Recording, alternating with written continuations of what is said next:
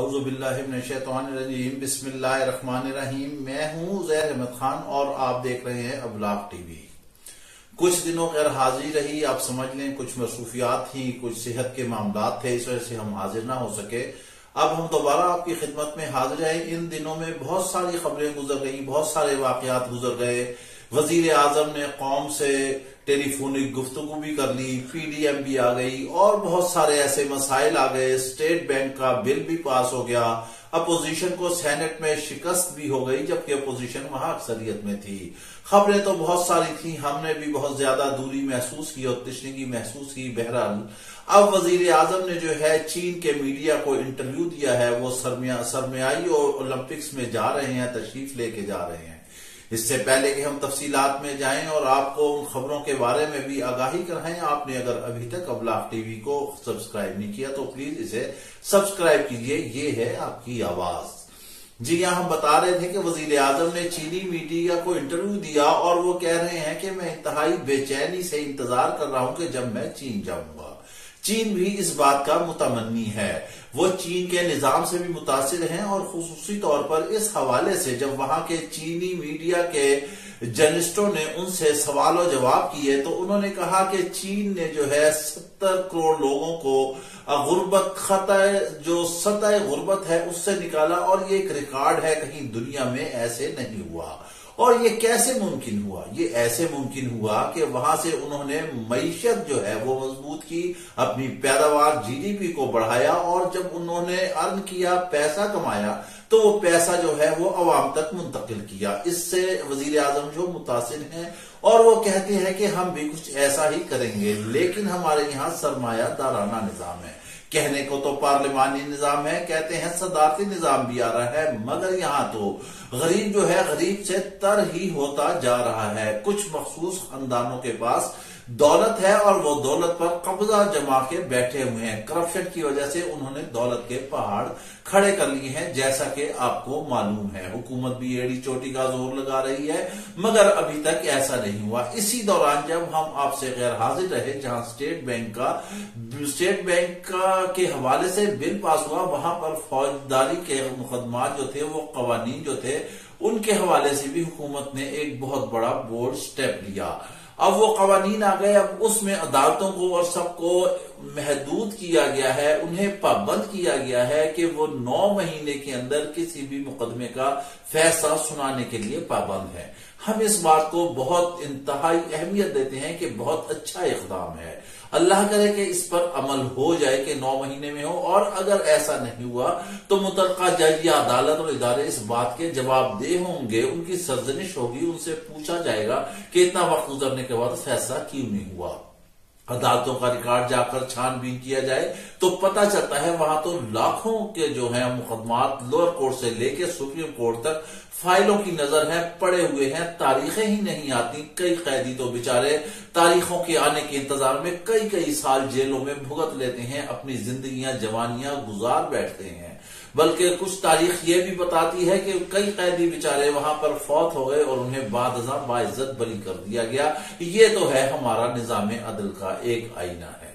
ایک اور یہاں پر ایک اہم ترین سوال اٹھتا ہے، جو ہمارے وزیر قانون نے یہ سارے کچھ قوانین کے بنائے اور سارا کچھ کیا ہی اچھا ہوتا کہ 3 سال گزر گئے، پہلے دن سے حکومت کہہ رہی ہے کہ وہ کرپشن کے خلاف ہے، کرپشن کے خلاف ہے، کرپشن کے خلاف ہے، وہ کرپشن کو ختم کرے گی، کرپٹ لوگوں سے پیسہ لائے گی، قومی خزانے کو بھرے گی، جو بیرون ملک دولت لوٹ کر لے گئے ہیں انہیں بھی واپس سے لائے گی اور ان لٹیروں کو بھی واپس لائے گی، مگر اس کے بارے میں آج تک کہیں بھی کوئی حوصلہ افزا قدم نظر نہیں آیا۔ وزیر اعظم کوشش بڑی کرتے ہیں لیکن شاید ان کی ٹیم جو ہے وہ اس نااہل ہے، نالائق ہے، اور اسی ناراضگی کی وجہ سے شہزاد اکبر بھی قربان ہو گئے، جو کہ ان کے مشیر تھے احتساب کے، انہیں بھی وزیر اعظم نے تبدیل کر دیا۔ شاید انہوں نے وزیر اعظم کو بڑے جو ہے وہ سبز باغ دکھائے ہوں گے کہ میں نواز شریف کو ایسے کر دوں گا، میرے پاس ایسی چیزیں ہیں، میرے پاس زرداری کے حوالے سے ایسی چیزیں ہیں، مگر کچھ بھی نہ نکلا۔ کتنا ہی اچھا ہوتا اگر حکومت ایک دن میں 30 بل پاس کرا سکتی ہے، فوجداری کے قوانین کو لا سکتی ہے، تو کیا ان 3 سالوں میں کوئی ایسا لمحہ نہیں آیا جب حکومت یہ کہتی کہ کرپشن کے حوالے سے بھی قانون بنائے جائے، اور 9 مہینے تو بہت دور کی بات ہے، 3 مہینوں میں کسی بھی ایک کرپشن کے کیس کا فیصلہ کیا جائے۔ نیب بھی یہاں پہ کام کر رہا تھا، اس نے بھی لوٹ مار روکی، وہ بھی کہتا ہے کہ لاکھوں اربوں کروڑوں روپیہ اس نے برآمد کر کے قومی خزانے میں جمع کرائے، لیکن بظاہر کچھ بھی نہیں نظر آتا۔ اب جب 3 سال گزر گئے ہیں، بلکہ 3.5 سال گزر چکے ہیں، تو حکومت نے اچانک ان قوانین میں تبدیلی کی۔ اس کے پس پردہ بھی کچھ نہ کچھ اور ہی محرکات ہوں گے۔ بہرحال بظاہر ایک اچھا قدم ہے، لیکن اب حکومت کو یہ بھی چاہیے کہ وہ کرپشن کے حوالے سے بھی ایک قانون لے کر آئے، جس میں جیسا کہ ہم نے کہا کہ 3 مہینے کے اندر کسی ایک کرپشن کے مقدمے کا فیصلہ آنا چاہیے۔ آج تک حکومت نواز شریف کو واپس لا سکی؟ تو جواب ہے نہیں۔ آج تک حکومت نواز شریف سے، شہباز شریف سے یا زرداری سے کوئی کرپشن کا جو انہوں نے پیسہ لوٹا تھا وہ برآمد کر سکی؟ جواب آتا ہے نہیں۔ کیا حکومت مہنگائی کو کنٹرول کر سکی؟ تو جواب آتا ہے نہیں۔ کیا حکومت روزگار کے ذرائع پیدا کر سکی؟ تو جواب آتا ہے نہیں۔ کیا حکومت عوام سے کیے گئے وعدوں کے مطابق انہیں چھتیں فراہم کر سکی؟ تو جواب آتا ہے نہیں۔ اب ایسے میں کیا ہوتا ہے؟ ایسے میں یہ ہوتا ہے کہ عمران خان نے خود ہی پی ڈی ایم کو مضبوط کر دیا، اور اب پی ڈی ایم چلنے والی ہے اسلام آباد کی طرف۔ پیپلز پارٹی بھی کہہ رہی ہے کہ وہ بھی نکلے گی کراچی اور لاڑکانہ سے ایک ہجوم لے کر اسلام آباد کی طرف، جبکہ ہمارے وزیر داخلہ کہتے ہیں کہ آئے شوق سے آئیں، لیکن کچھ بھی نہیں ہوگا۔ وزیر اطلاعات بھی کہتے ہیں۔ غلام گردش ایوانوں میں ایک بات اور اس وقت چل رہی ہے کہ شاید آنے والے دنوں میں کابینہ میں کوئی جو ہے تبدیلی متوقع ہے۔ کوئی وزیر اطلاعات چینج ہو جائے گا، کوئی وزیر داخلہ چینج ہو جائے گا، کوئی دفاع تبدیل ہو جائے گا، اور کپتان ایک دفعہ پھر اپنی ٹیم میں جو ہے کھلاڑیوں کی پوزیشنیں تبدیل کرنے کے لیے تیار بیٹھے ہیں، کیونکہ اب یہ آخری سال ہے، اور اس آخری سال میں انہیں ایک ایسا وزیر اطلاعات چاہیے ہے جو آؤٹ سپوکن ہو، جس کا سیاسی بیک گراؤنڈ ہو، جو تاریخ سے واقف ہو، جو لتے پتے لے سکتا ہو اپوزیشن کا۔ جی ہاں، اس میں سب سے زیادہ اس وقت بہترین چوائس ہے تو وہ ہے شیخ رشید احمد کی۔ امکانات یہی ہیں، ممکنات یہی ہیں کہ یہ شیخ رشید احمد کو یہ ذمہ داریاں تفویض کر دی جائیں گی۔